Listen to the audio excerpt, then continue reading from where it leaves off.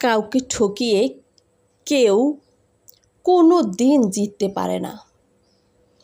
তার হৃদয়ের প্রতিটি নিঃশ্বাস জিতে যাওয়া মানুষটিকে ক্ষণে ক্ষণে হারিয়ে দিতে পারে। আমরা হয়তো বিশ্বাস করি না এই কথাগুলো, কিন্তু কাউকে যদি আপনি ঠকান, তার প্রতিদানটা অবশ্যই সৃষ্টিকর্তা একদিন আপনাকে ফিরিয়ে দিবেই দিবে। আর যদি সৃষ্টিকর্তা ফিরিয়ে নাই দিত, তবে এই বিশ্ব মিথ্যে হয়ে যেত।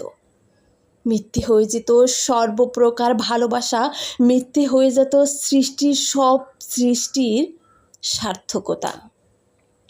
তাই কাউকে ঠকানোর আগে একবার নিজের মনকে প্রশ্ন করুন, আপনি কি সত্যি শান্তি পেয়েছেন তাতে? সত্যি কি আপনি সুখী হয়েছেন? নিজের মন আপনার উত্তর দেবে।